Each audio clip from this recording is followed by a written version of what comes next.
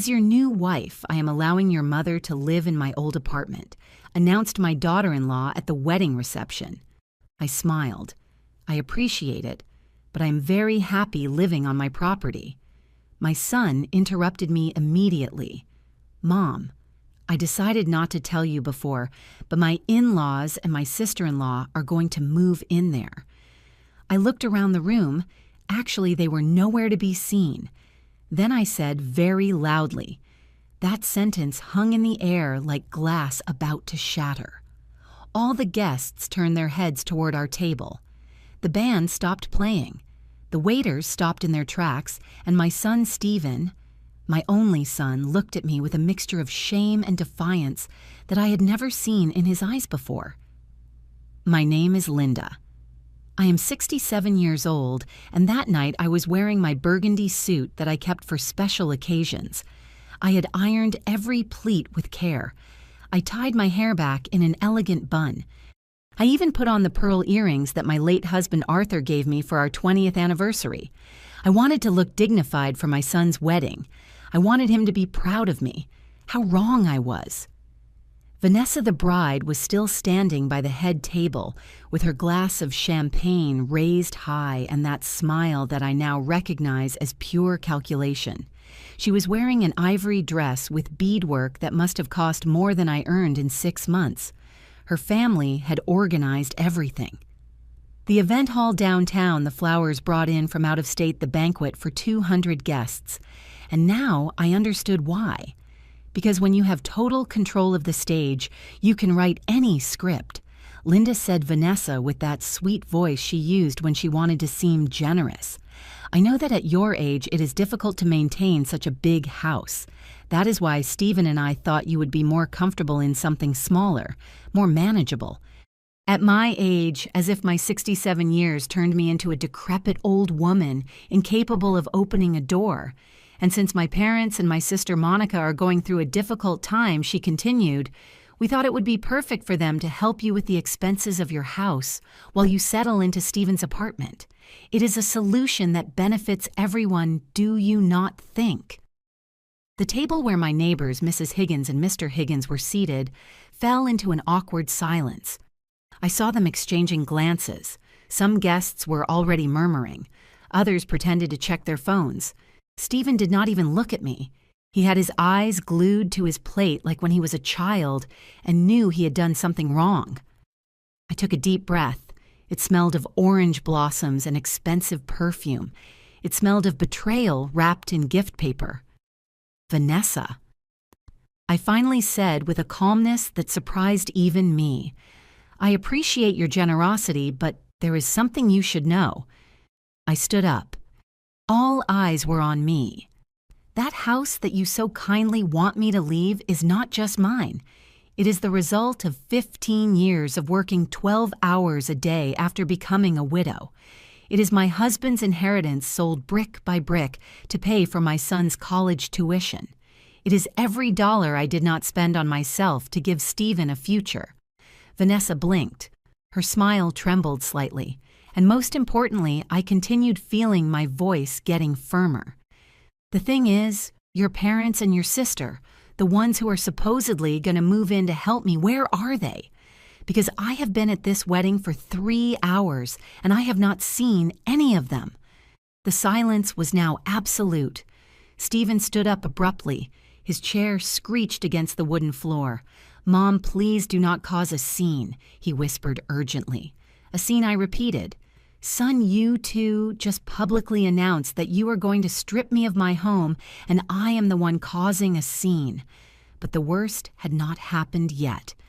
If this story has already given you goosebumps, subscribe so you do not miss how it ends, because you will never see what is coming next. That night, I did not sleep. I sat in the living room of my house, the same house they now wanted to snatch from me, looking at the photographs hanging on the walls. Arthur and I on our wedding day. Stephen, at just 3 years old, covered in flour in the kitchen. Our business, Arthur's Hardware, with its freshly painted green sign. 15 years had passed since Arthur died. 15 years since that early morning when a heart attack took him, while he slept beside me. He was only 52 years old. Stephen had just turned 18. I remember the smell of disinfectant in the hospital, the sound of my own sobs, the cold hand of my husband in mine. And I also remember the terrified look on Stephen's face when I told him his dad would not be coming home. I had to be strong. I had no choice. The hardware store had been Arthur's dream. He opened it with his own hands, brick by brick, shelf by shelf. In the good times, we had 3 employees. We sold everything: cement rods, tools, paint. The contractors in the neighborhood knew us by name. Arthur whistled while serving customers. I kept the accounts in a hardcover notebook. After his death, I tried to keep it running. For 6 months, I got up at 5 in the morning to open the store. I carried bags of cement that hurt my back. I learned about wire gauges and types of nails. But it was not the same. Suppliers started raising prices. The competition from the big chains was drowning us little by little. One afternoon, while closing the metal shutter, I realized I was losing money every month. And Stephen had just received his acceptance letter to the State University to study civil engineering. Tuition was $25,000 a semester, 4 years, 8 semesters, $200,000 just in tuition, not counting books, materials, transportation. That night was no different from this one. I did not sleep either. I ran the numbers over and over again in that same hardcover notebook where Arthur recorded sales. The next day, I hired an appraiser. An older man with thick glasses checked every corner of the hardware store. The inventory, the location, the lease, the clientele. $150,000, he said finally. "It is a noble business, Mrs. Miller. I am sorry you have to sell it." And I sold it. I signed the papers with a trembling hand. I watched as they dismantled the green sign. I packed the memories in cardboard boxes. With that money, I did 3 things. I paid for Stephen's full 4 years of college in advance. I bought the house where I live now, a property in the suburbs that cost $400,000. And with what was left, I bought a 2-bedroom condo downtown for $150,000, which I put in Stephen's name. "It is your inheritance, my son," I told him when he turned 21. "For when you get married, so you have a place to start." He hugged me. He told me I was the best mother in the world. He promised he would never let me down. But promises, I discovered later, weigh less than air when there is a beautiful woman whispering in your ear. I was left with just $20,000 in savings. I looked for work as a freelance bookkeeper. I had studied accounting before getting married, although I never practiced formally. I started keeping the books for small businesses in the neighborhood, a dry cleaner to stationery stores, a coffee shop. I earned enough for my expenses without touching my savings. I never asked Stephen for anything. Not a dollar, not a favor. I wanted him to fly free to build his life without the weight of guilt or obligation. But now, sitting in my living room at 3 in the morning with my party outfit still on and my makeup smeared by tears, I wondered if I had not made the biggest mistake of my life. Because by giving him everything without asking for anything in return, maybe I taught him that my love had no price. And what has no price, anyone can trample on. The first time Stephen told me about Vanessa was a Sunday. He came to eat with that nervous smile he had when he wanted to tell me something important. He brought flowers, something he had not done since he was a teenager, Mom. I met someone, he said, while I served the pot roast he liked so much. That was 2 years ago. Stephen was 33, working at a major construction firm and earning well. He had had girlfriends before, but none had made him like this, with bright eyes, restless hands, that energy of someone who has just discovered something wonderful. Her name is Vanessa. She is a business administrator. I met her at a conference on urban development. 3 weeks later, he introduced her to me. I remember she arrived in high heels that clicked against the floor of my house. She wore sunglasses even though we were indoors. Her purse cost more than my refrigerator. She greeted me with 2 air kisses, the kind that do not really touch your cheek. "Mrs. Linda? "What a house so cozy," she said, looking around with a smile that did not reach her eyes. Cozy, that word people use when they do not want to say small or modest.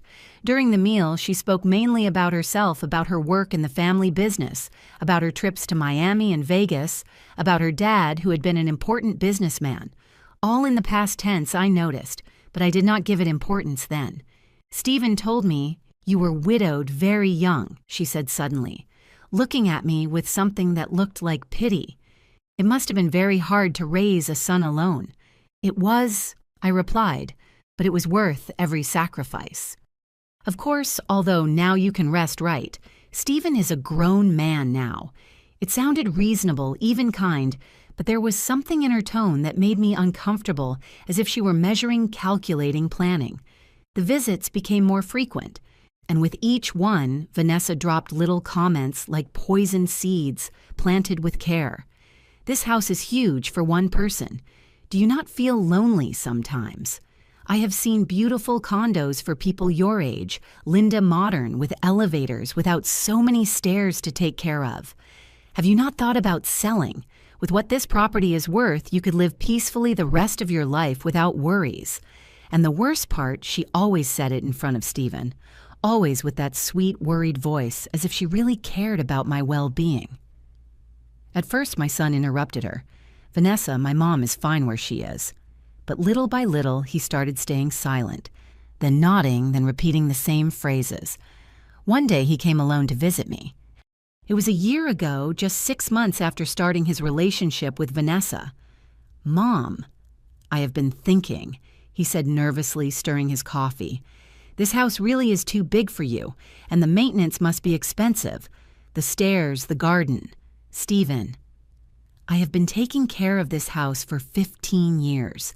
I like my garden. I like having space. I know, I am just saying, well, you have the condo. It is more practical, and you could rent this house, have extra income." Vanessa was not present, but it was as if she were sitting between us, whispering from his lips. "Is this your idea or Vanessa's?" I asked directly. He turned red. "It is a conversation we had, yes.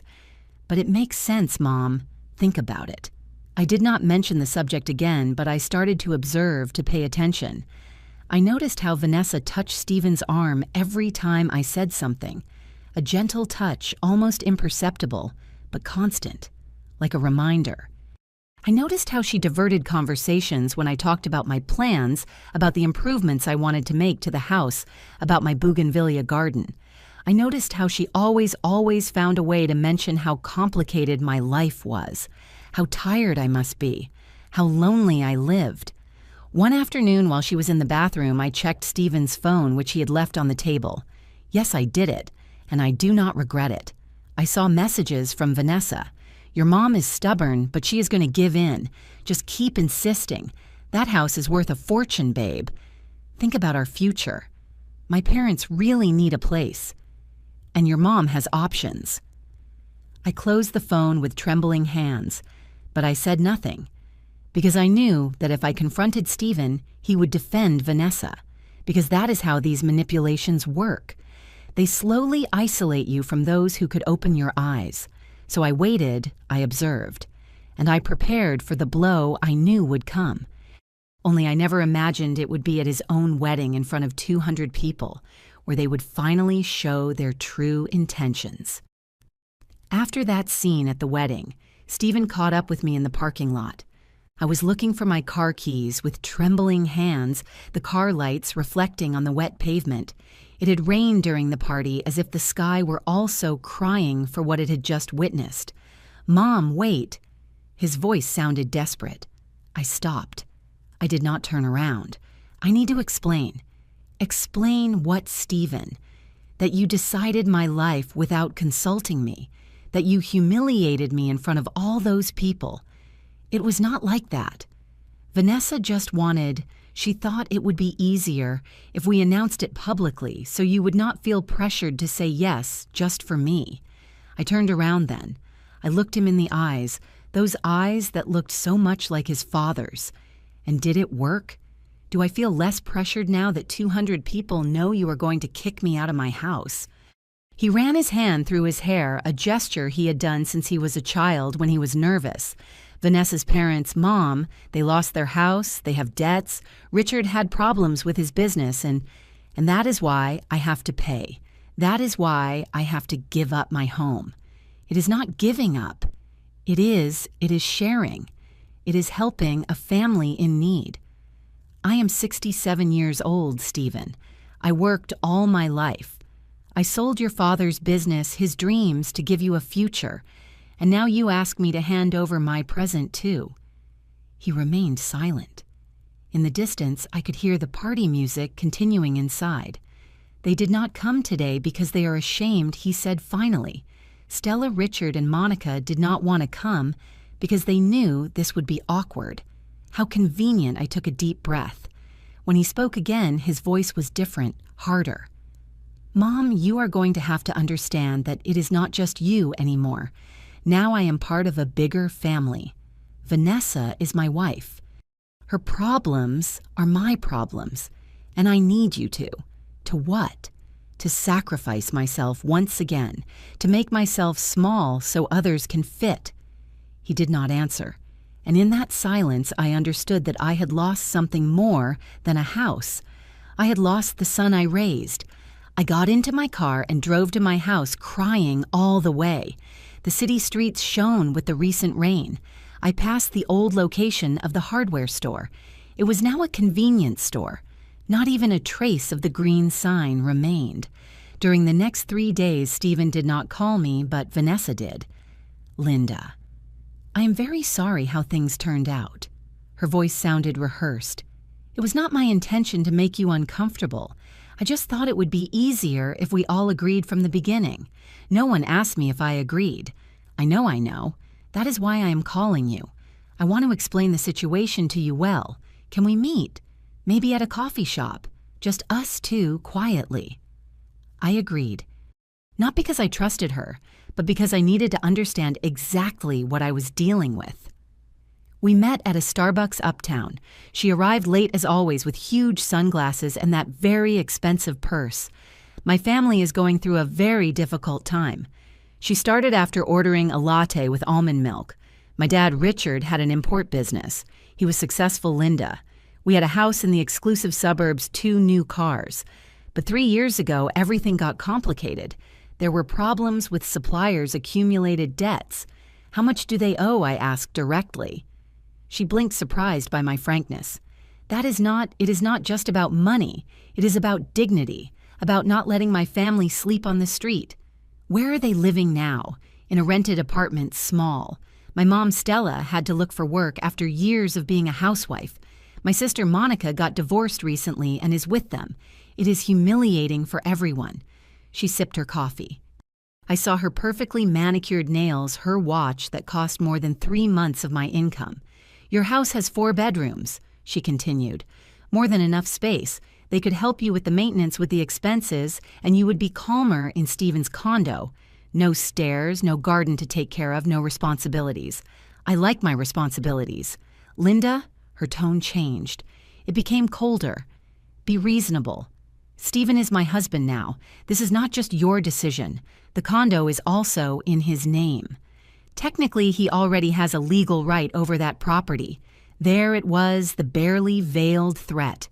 Are you telling me you are going to force me?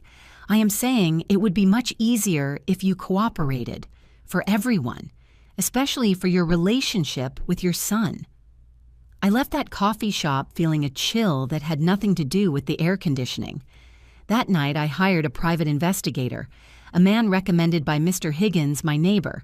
His name was Ernest Miller. He had a modest office downtown. I need to know everything about the Torres family, I told him. Richard, Stella, and Monica, their debts, their past, everything. He charged me $1,000 up front. It was worth every penny. What he discovered froze my blood. The report arrived a week later, 30 pages that I read sitting in my kitchen with a cup of coffee that got cold without me taking a single sip. Richard Torres had not lost his business due to problems with suppliers. He lost it because he gambled. Casinos, online poker sports, betting. He owed $40,000 to loan sharks. One of them with connections I preferred not to investigate further. Stella Torres had been fired from her last job at a boutique for petty theft. Small things at first, a scarf, some earrings, then larger amounts. The owner did not press charges out of pity, but fired her without a recommendation. And Monica. Monica was perhaps the worst. She had a history of real estate fraud. She convinced 3 elderly people to invest in properties that never existed. One of the victims was a 72-year-old widow who lost her life savings, $15,000. I closed the folder with trembling hands. This was the family they wanted to put in my house. These were the needy poor for whom I had to sacrifice myself. I called Stephen that same night. I need to talk to you now. Mom, it is 10 at night. Now, Stephen. He arrived an hour later, alone. Vanessa had stayed in the apartment they now shared, the one I had bought thinking of his future, not his prison. I showed him the report. I saw his face change color with every page. This has to be a mistake.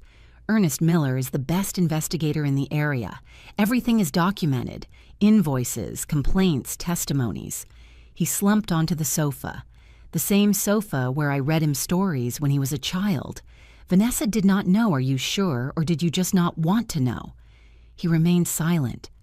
Stephen, these people have serious problems, debts with dangerous people, criminal records, and you want to put them in my house.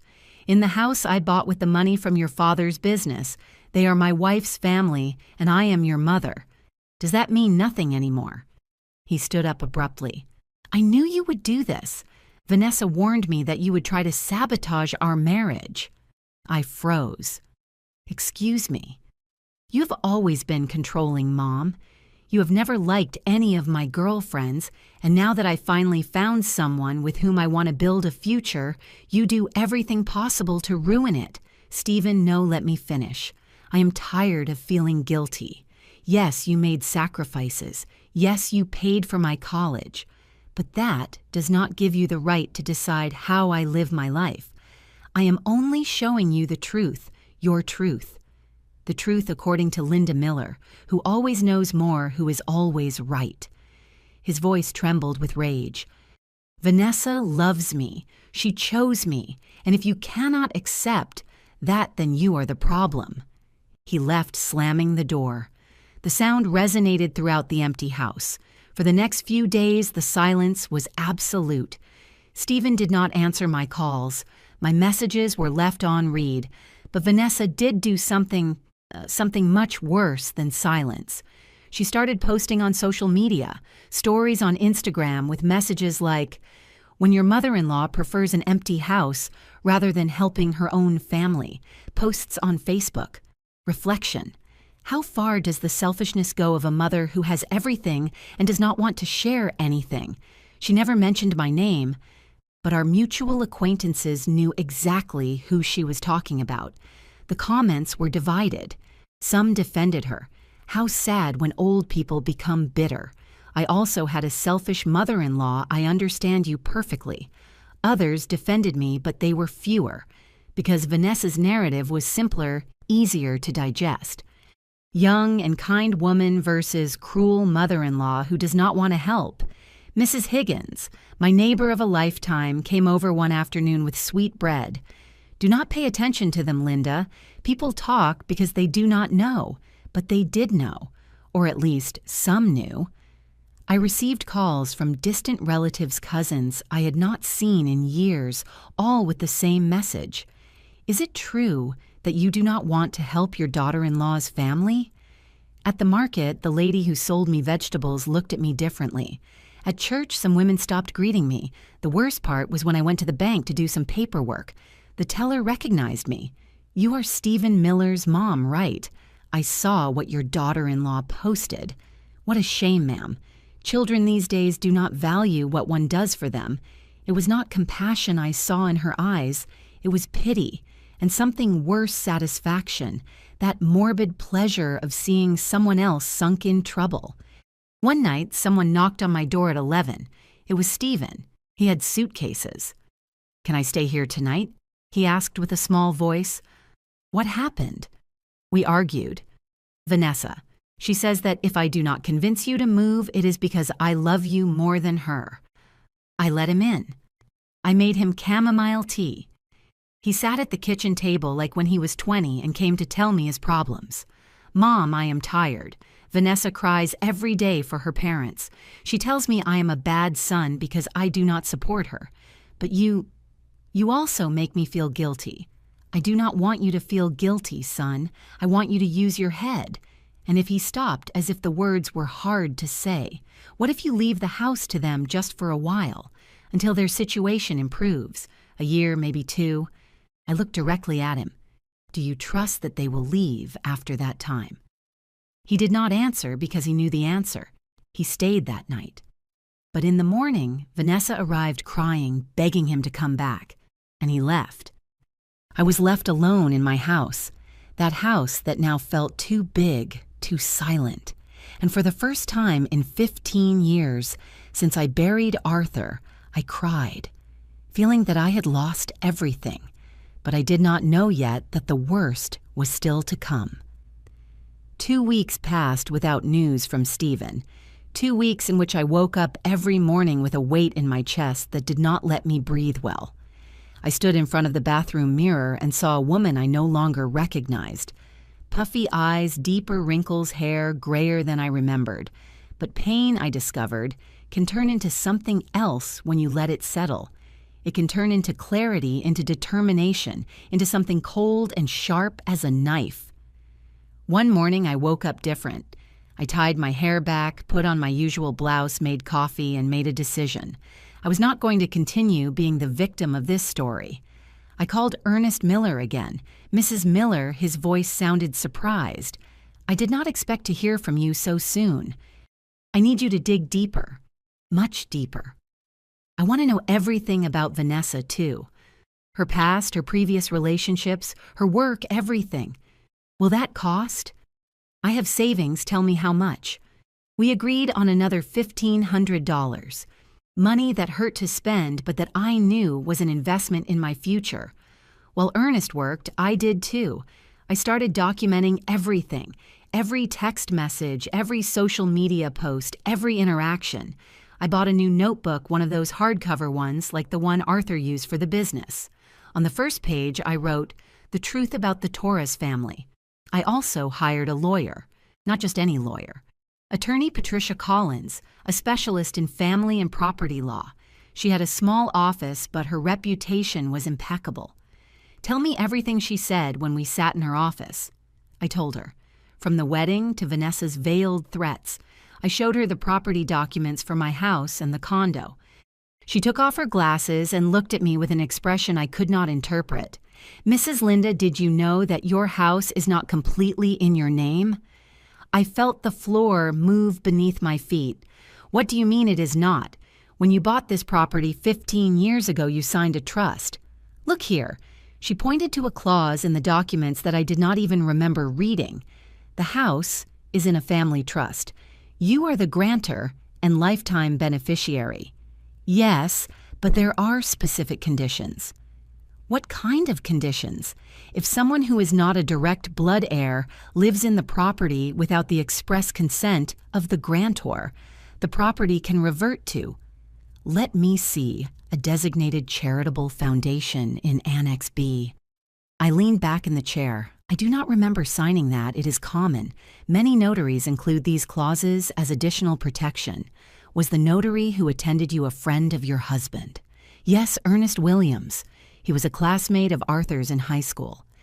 "Then he probably did it to protect you so no one could take the house from you or take advantage of you after becoming a widow." My mind worked quickly. "And if there are already people living there, people I did not authorize?" "It depends. How long have they been living there?" "No one lives there yet, but they are pressuring me to let them in. Then you have an advantage.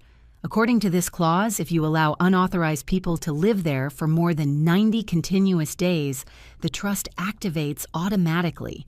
You lose the property, And if I want to activate it sooner, can I do it intentionally? Attorney Collins looked at me with renewed interest. Explain to me what you have in mind. I explained. Everything. My plan was still forming, but the central idea was clear. If I was going to lose something, it would be on my own terms, not theirs. 3 days later, Ernest Miller handed me his second report. This one was even thicker than the first. I sat in my living room with a cup of lime tea to calm my nerves and started reading. Vanessa Garcia Torres, 28 years old. But the surprises began much earlier than her age. She had had 3 serious relationships in the last 5 years, all with older men, all with properties or businesses. The first relationship ended in a harassment lawsuit after he asked her to return a car he had given her. It was settled out of court. The second relationship was with a businessman from Ohio. They lasted 8 months.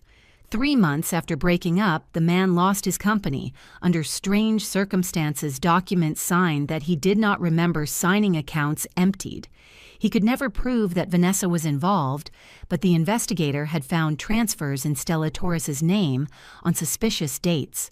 The third relationship, the third one, knocked the wind out of me. She had been engaged. The man's name was Richard Salinas, owner of 3 fast food franchises. Rich, much richer than Stephen. The engagement was broken 2 weeks before the wedding. Why? Because Richard's mother hired a private investigator. She discovered the same thing I was discovering now, and Richard had the guts to end the relationship. Vanessa sued for emotional distress. She lost the case, but Richard had to pay her $2,000 just to close the process without more scandals. After that, Stephen appeared my son, a civil engineer with a good salary properties, and most importantly, a widowed mother with a big house in a prestigious suburb. I kept reading. The report included screenshots of conversations Ernest had obtained through contacts, messages between Vanessa and Monica. This one bites. The old lady is not going to last long with that pressure, and if she refuses, she is not going to refuse. Stephen is already on my side, and if the old lady does not cooperate, we will make her life impossible until she gives in. My hands trembled so much I had to leave the sheets on the table. There was more. Vanessa did not work in any family business. That company went bankrupt 4 years ago. Since then, she lived on small temporary jobs and mainly on loans from friends and acquaintances that she never paid back. Her business administration degree was real, but she had been suspended from her last job for embezzlement of funds. Small amounts, but enough to get her fired without a recommendation. The entire Torres family was a walking scam, and my son had married the ringleader. That night I did not sleep. I stayed sitting in my kitchen with all the pages of the report spread out in front of me like pieces of a macabre puzzle. But now I knew the truth, and the truth, however painful, gave me power. The phone rang at 2 a.m. It was Stephen. Mom. His voice sounded strange. I need to tell you something. What happened? I signed a lease for your house. Vanessa told me that you had already accepted moving out and that it was only missing formalizing the agreement with her parents. I signed as a guarantor because the condo is in my name. I remained silent. A long, heavy silence. Mom, when did you sign that? 3 days ago. But today I saw the full contract, and Mom, it says her parents can live there indefinitely, and that if you do not vacate in 30 days, they can start a legal process. I closed my eyes. I took a deep breath. I see. I am sorry. I thought Vanessa told me. I know what she told you, and I know what you signed. What am I going to do? You already made your choice, Stephen. Now I am going to make mine. I hung up before he could answer. I poured myself a glass of the brandy I kept for special occasions. Arthur had bought it to celebrate our 25th anniversary. We never reached that anniversary.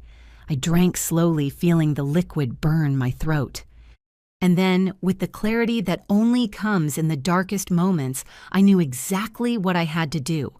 I gave them exactly what they wanted, or at least that is what they thought. 3 days after that late-night call, I invited Stephen and Vanessa to my house. I made coffee and bought pastries from the bakery on the corner as I did when Stephen was a child. Vanessa arrived with a smile that did not reach her eyes. Stephen did not look directly at me. "Thanks for having us, Linda," she said, settling onto my sofa as if it were already hers. "I know things got tense, but in the end, family is family, right?" I smiled, a tired, defeated smile, the smile they wanted to see. "You are right. I have been thinking a lot these days." I poured the coffee with a slightly trembling hand, a detail that did not go unnoticed. I am not young anymore. This house is too much for me alone. I saw how Vanessa straightened up, how her eyes shone with anticipated victory. "Stephen's condo is more practical," I continued. "No stairs, no garden to maintain, and if Vanessa's family really needs help..." Mom Stephen sounded relieved, almost guilty. "I just need time to organize my things," I said softly. 15 years here, many memories to pack. "Of course," Vanessa replied quickly. "Take the time you need, 2 weeks a month." 3 weeks, I said. "I move in 3 weeks." Vanessa extended her hand across the table and squeezed mine. Her fingers were cold. "You are a wise woman, Linda. This is the best for everyone."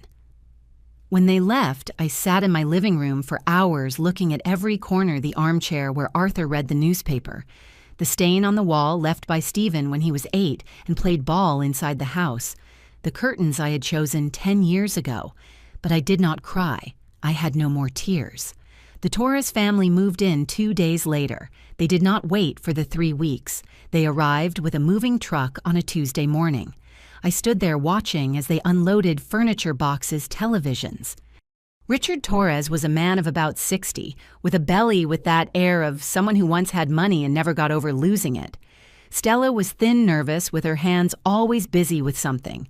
Monica was 32, bleached blonde, high heels, even for a move. Mrs. Linda Richard greeted me with false cordiality. "How kind of you to allow us to stay here. We appreciate it enormously." "It is temporary," I replied. Of course. Just until our situation improves." Liar. I could see it in his eyes. They had no intention of ever leaving. I gave them a tour of the house. I showed them where the water shut-off valves were, how the heating worked where I kept the tools. "This bedroom was my son's," I said, opening the door to the room that still kept some of his soccer trophies. "Perfect for me," said Monica, entering without asking for permission. She ripped a poster off the wall. "This has to go. I am going to paint it pink." Something tightened in my chest, but I just nodded. In my bedroom, the main one, Stella touched my things. "This clock," she pointed to the antique wall clock hanging by the window. "Is it valuable?" "It was my husband's. His grandfather gave it to him." It is a bit old-fashioned, right? But surely we can sell it. These antiques are sometimes worth something. It is not for sale." "Well, technically you do not live here anymore, so..." She laughed, a high-pitched laugh that drilled into my ears. I packed my essential things that same afternoon. Clothes, important documents, Arthur's and Stephen's photos. I took the wall clock, too, wrapped in a blanket. Stephen came to help me load the boxes into his car. We worked in silence. The Torres family watched us from the living room drinking beers, commenting on what they were going to change first. "That kitchen is very outdated," I heard Monica say. "It needs a complete remodel." In Stephen's condo, the one that would now be my home, I unpacked my things with mechanical movements. It was a nice space, 2 bedrooms, good lighting, but it felt alien, like a hotel where I was visiting. I hung the clock in the living room. Stephen helped me level it. "Mom, I know this is hard." "It is okay," I lied. "Vanessa promised it will be temporary. As soon as her parents get jobs." I did not answer. It made no sense. During the next 2 weeks, Stephen visited me every 3 days. He brought me food, asked me how I was. I smiled, said everything was fine, that I was adapting. But I called my house, my old house, just to hear who answered. The first time, Monica answered. "Hello." Her voice sounded impatient. I hung up without saying anything. The second time, Richard answered. "Torres residence," he said with pride. "Torres residence in the house I bought with the money from my dead husband's business." I hung up with trembling hands. I started driving down my old street just to see like someone visiting a grave. One afternoon, I saw something that froze my blood. A truck from a pawn shop parked in front of my house. 2 men were taking out furniture, my mahogany bookcase, the dining room table where we celebrated 20 of Stephen's birthdays, the chairs Arthur had varnished himself. I called Stephen immediately. They are selling my furniture. What? No, there must be a mistake. I am here. I see them. They are taking everything out. I heard him confronting Vanessa. Muffled voices. Then he came back to the phone. Vanessa says her parents needed money urgently, that you said they could dispose of what you did not take. I never said that. Mom, they are just things. Old furniture. They were your father's things. Long silence. I am sorry, but I cannot do anything anymore. They already took them. That night, I received a call from Mrs. Higgins, my former neighbor. Linda, I need to tell you something. That family, they are destroying your garden. They tore out all your bougainvilleas. They say they are going to make a modern terrace. The bougainvilleas I had planted 12 years ago, that I watered every morning, that I pruned with my own hands. I also saw they sold your wall clock, Mrs. Higgins continued. The one that was in the living room. I saw it in a Facebook post. They sold it for $700. That clock was in my bedroom. I took it. Then they had another one just like it because it was definitely yours. It had the inscription on the back right, "For Arthur with eternal love." My breath cut short. They had entered the condo. They had stolen the clock while I was not there. I called Stephen. He did not answer. I texted him. He left me on read. I called Vanessa. She did answer. Linda. I do not know what you are talking about. My mom found that clock in a closet in the house. She thought you had left it because you did not want it. Liar. I took it. You people entered my apartment. Be careful what you accuse. You have no proof. And honestly, at your age, it is normal to forget where you leave things. She hung up. I sat on the floor of my borrowed apartment surrounded by half-unpacked boxes, and for the first time I truly understood what kind of people I was dealing with. They were not just opportunists. They were predators. But I could be one too. I took out my notebook, the hardcover one, and added a new page. Evidence of theft and violation of private property. Below, I began to write. Every detail, every stolen object, every lie. The trap was ready. It was only missing for them to fall completely into it, and they were missing exactly 67 days for the trust clause to activate, 67 days for them to lose everything, 67 days for my revenge.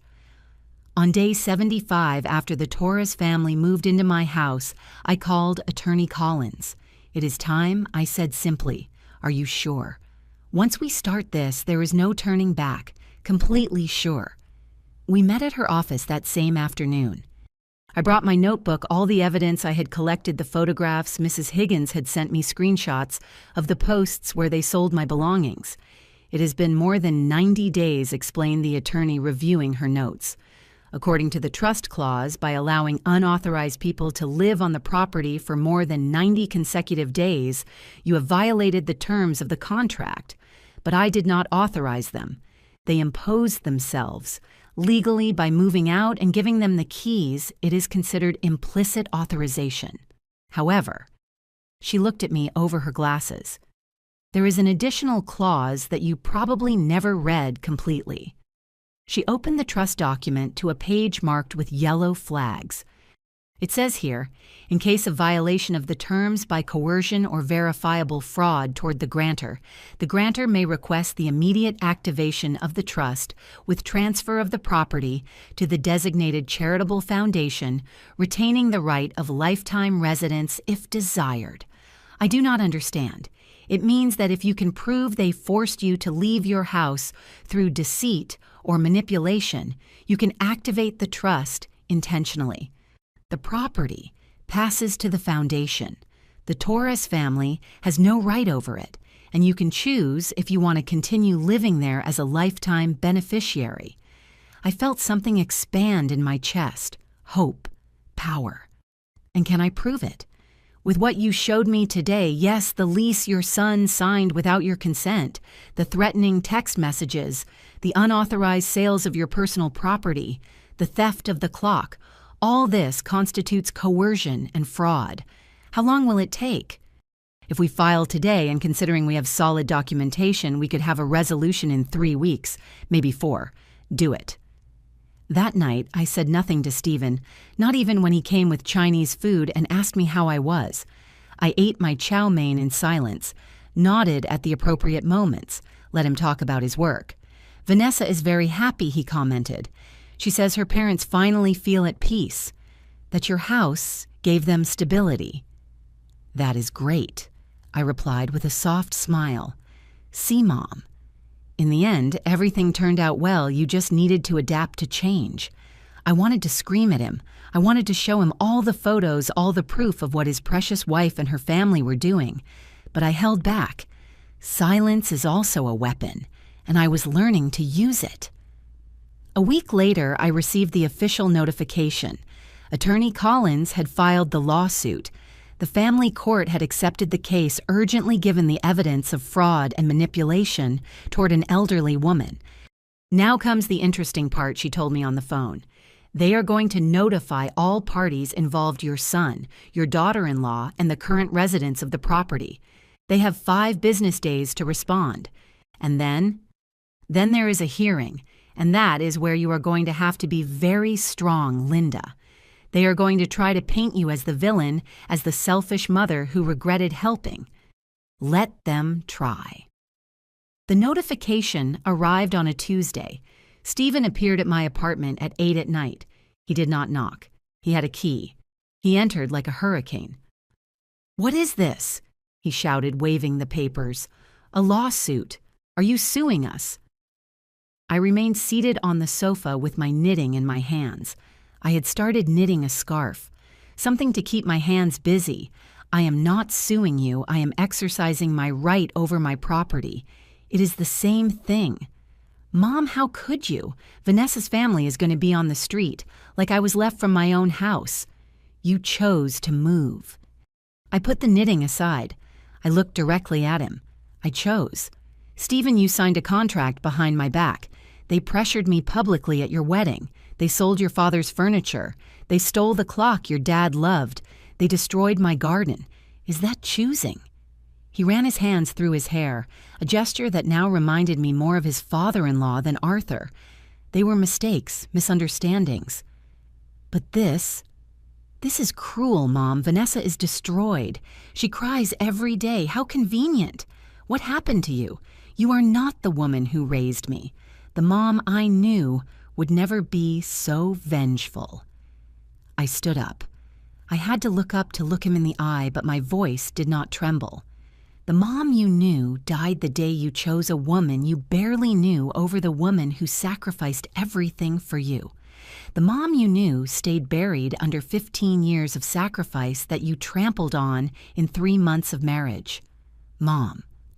The hearing is in 2 weeks. I present all my evidence there. The judge will decide. And Steve and I paused. I suggest you get a good lawyer, because the charges for theft of personal property and illegal sale of other people's goods are also in the file. He went pale. Are you going to put us in jail? Not me. The law will if they find those who sold your father's clock, my furniture, and everything else guilty. He left without saying more. The door closed with a thud. I sat down again. My hands were trembling, but not from fear, from adrenaline, from recovered power. That night, Vanessa called me. Her voice was no longer sweet. It was pure poison. You miserable old woman, do you think you are going to win? I have lawyers, good lawyers, and I am going to drag your name through the mud. When I finish with you, no one in this city is going to want to see you. Try it, I replied calmly, but I suggest you better use that lawyer money to look for where you and your family are going to live in 3 weeks.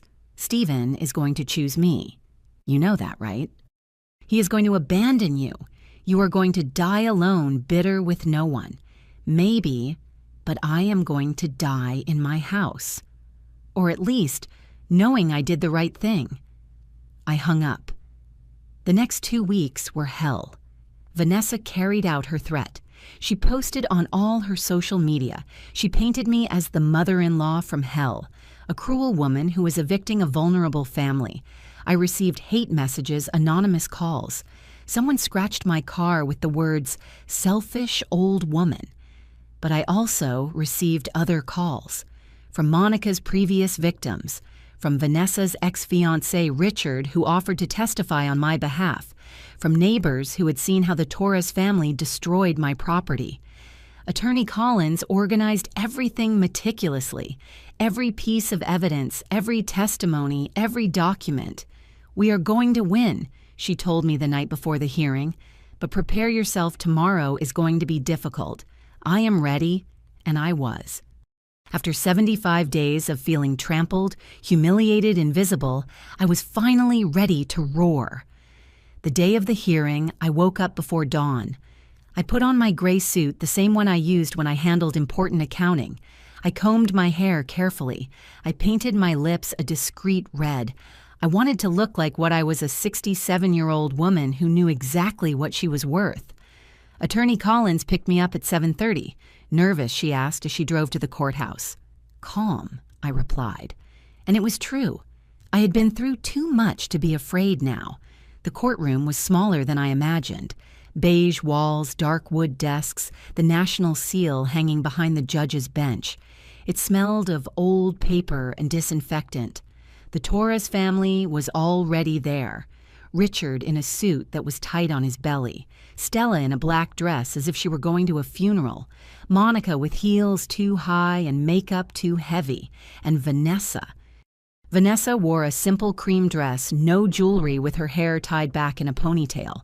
The perfect image of humility. Stephen was sitting next to her. He did not look at me when I entered. The judge was a man of about 50 with thick glasses and a serious expression. His name was Hector Ramirez, according to the plaque on his desk.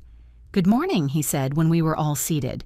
"We are here for the case of Linda Miller, widow of Miller, against the Torres Garcia family regarding the property located at..." He read the full address of my house. My old house. "Attorney Collins, you may proceed with your opening." Patricia stood up. She carried a brown briefcase full of documents. "Your Honor, I come to represent Mrs. Linda Miller, a 67-year-old widow who has been a victim of coercion manipulation and fraud by her daughter-in-law and her family."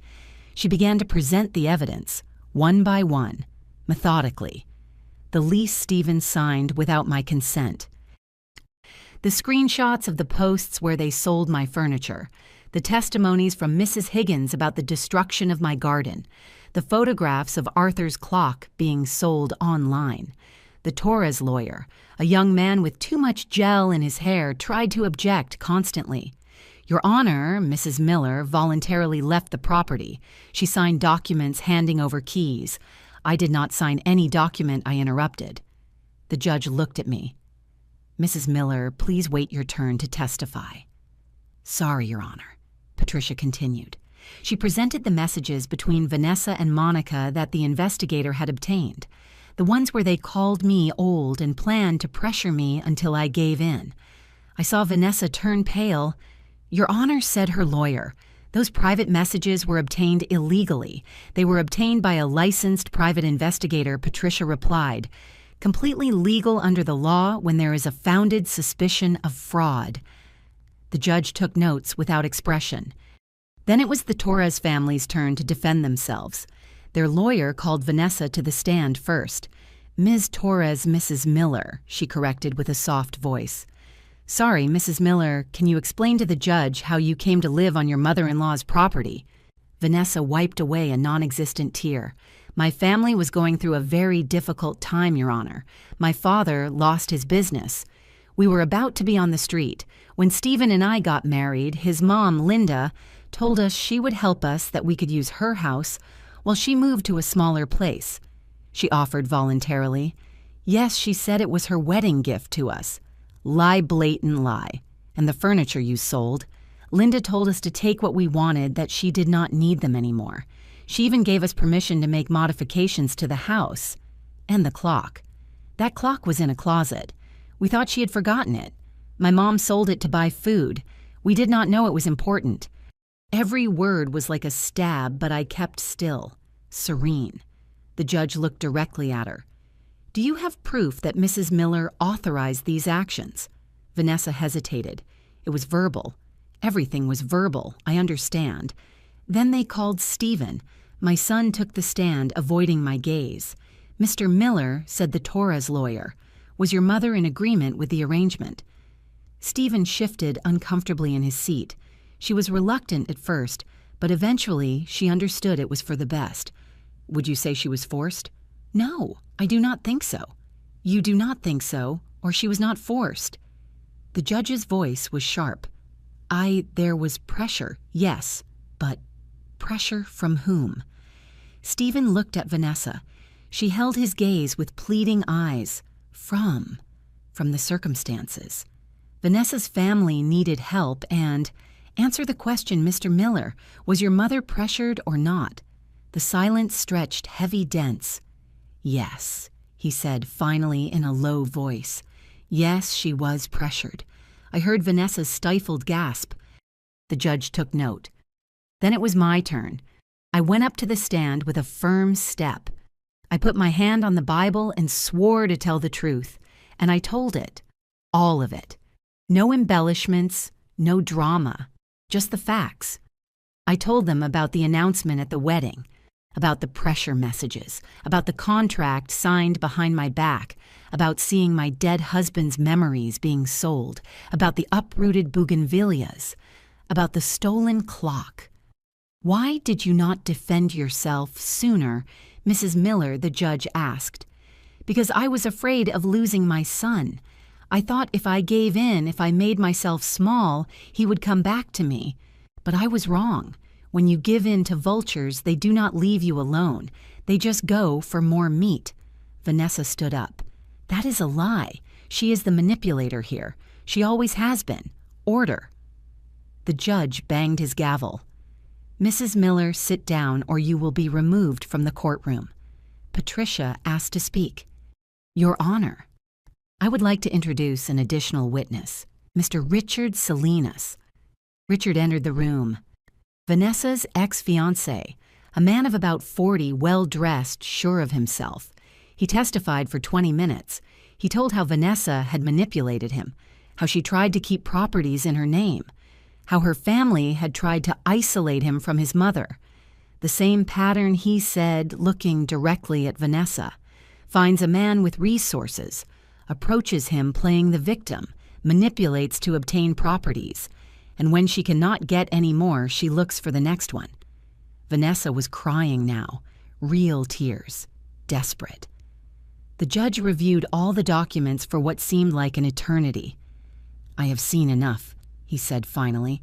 The evidence presented clearly demonstrates a pattern of coercion and fraud. Furthermore, according to the terms of the trust presented, the property was protected against exactly this type of situation. He looked at the Torres family. The Torres family has 72 hours to completely vacate the property located at, he read the address. Any property remaining after that deadline will be considered abandoned.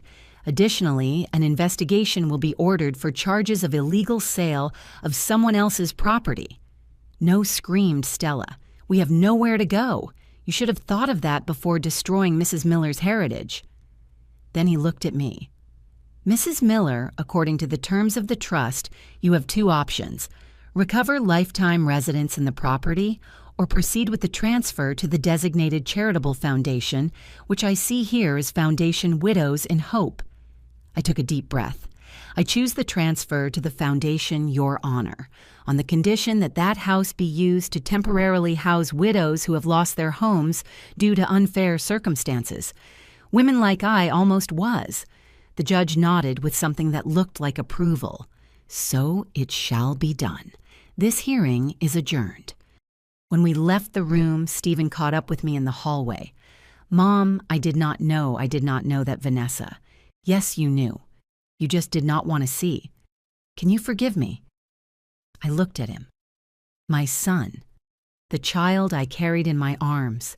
The young man I applauded at his graduation. The man who chose a stranger over me. Someday, maybe.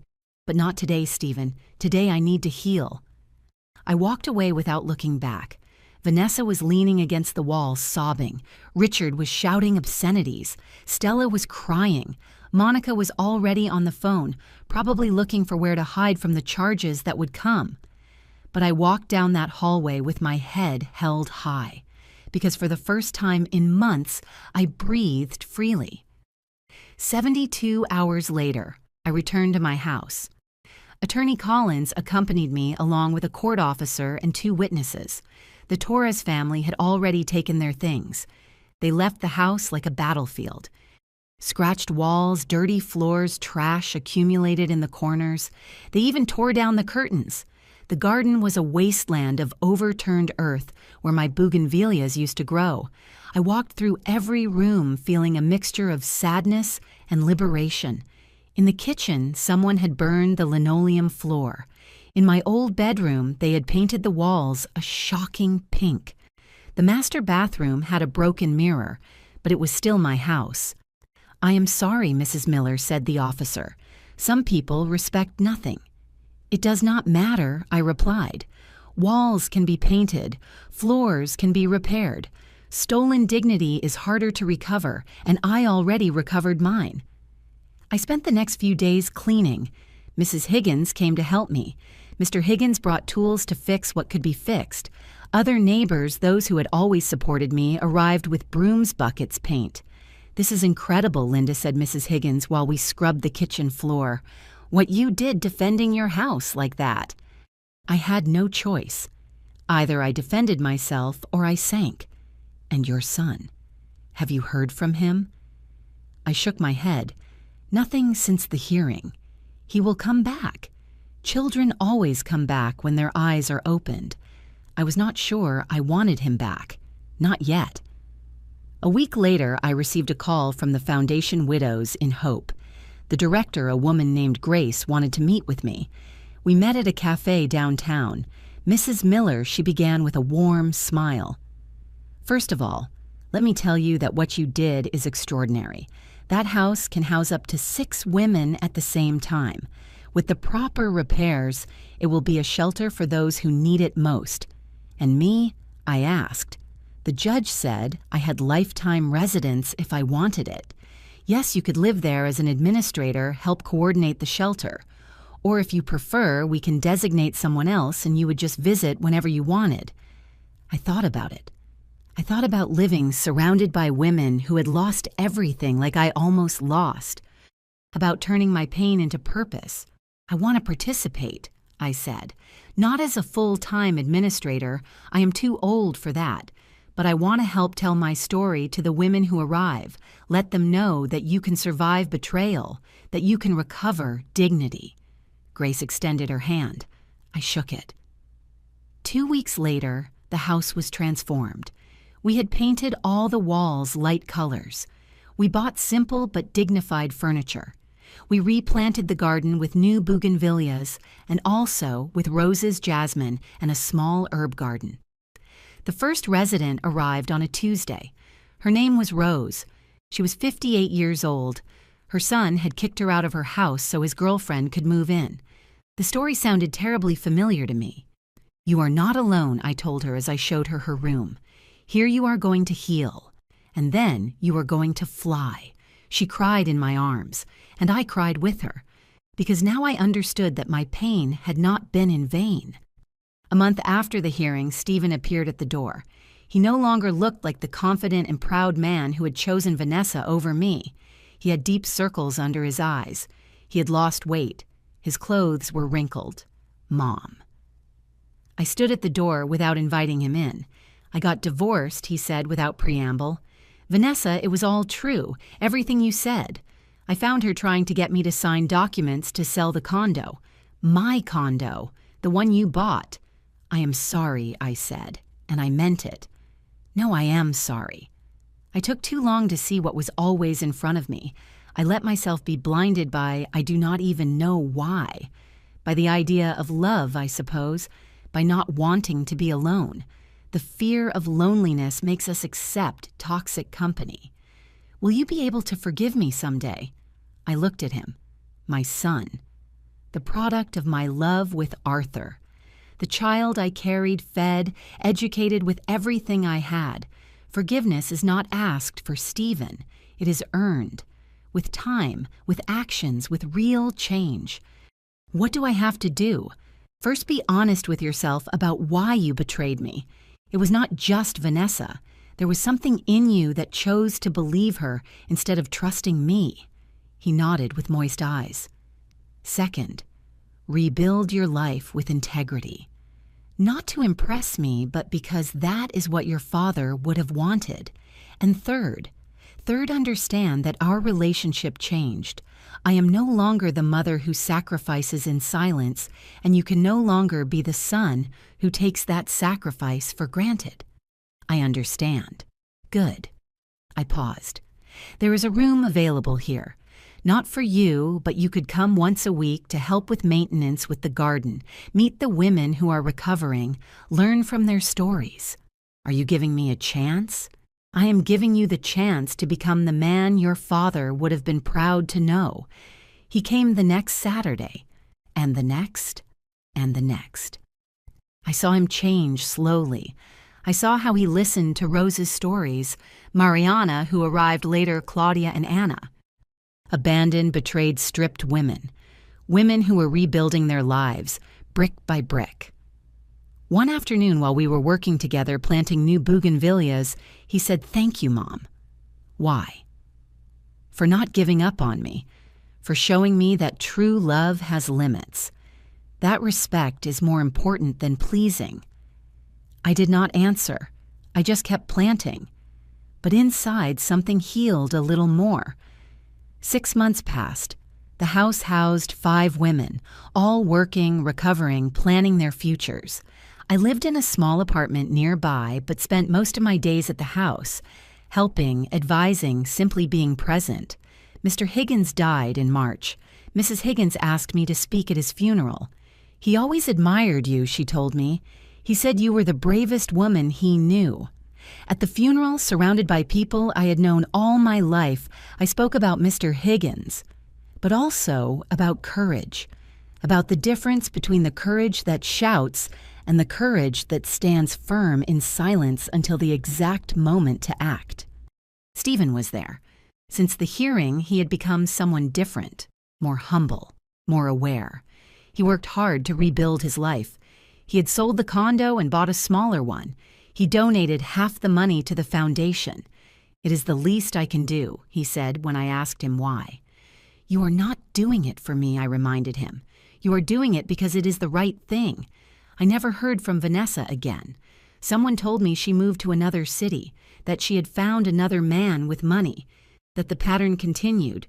The Torres family faced charges for the illegal sale of my goods. Richard ended up paying a considerable fine. Monica finally went to prison for the previous frauds that had been documented. Stella simply disappeared. I did not feel joy for their misfortune, but I did not feel pity either. I felt nothing, and that was liberating. 1 year after the hearing, on a warm October afternoon, I was sitting in the garden of the house. The bougainvilleas had grown beautiful, more vibrant than ever. Rose was inside preparing dinner. Mariana was reading on the porch. Anna was watering the plants. Stephen arrived with flowers, as he did every week now. "For you, Mom." I took them. They were sunflowers, my favorites.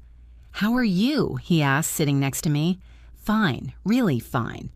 And it was true. I met someone, he said shyly. "Her name is Patricia. She's a teacher. You would like to meet her.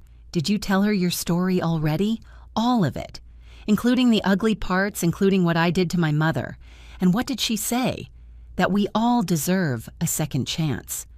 But that second chances are earned, not given away." I smiled. I like her already.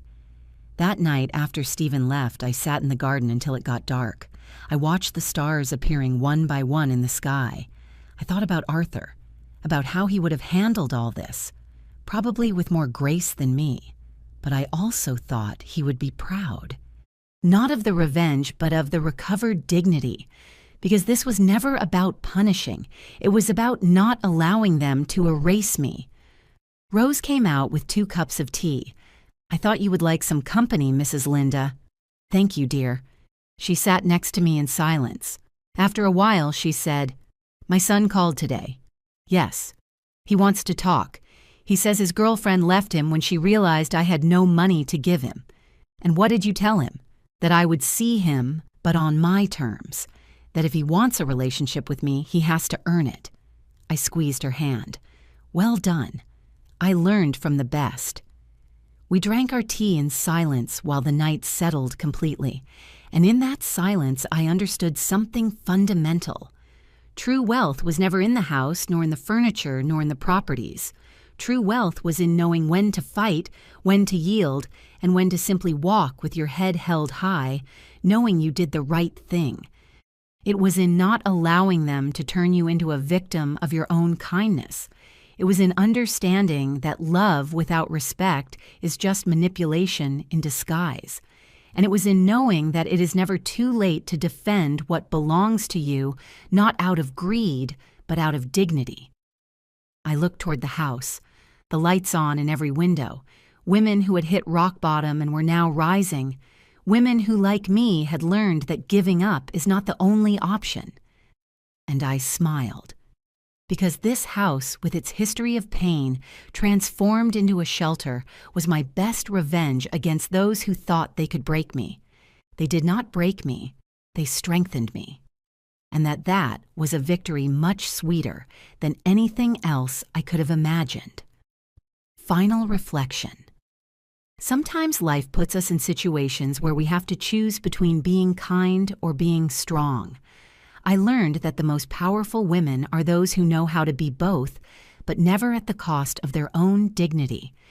If my story touched your heart, if you have ever felt invisible in your own life, if you have sacrificed so much that you forgot that you also matter, then write in the comments where you are joining us from. Tell me your story. Because we all have one, and we all deserve to be heard. Hit like if you believe that respect is earned, not begged for. And subscribe to continue sharing stories of women who refuse to be erased from their own lives. Because in the end, the true inheritance is not houses or money, it is the dignity with which we face storms. And that no one can take away from you. The end.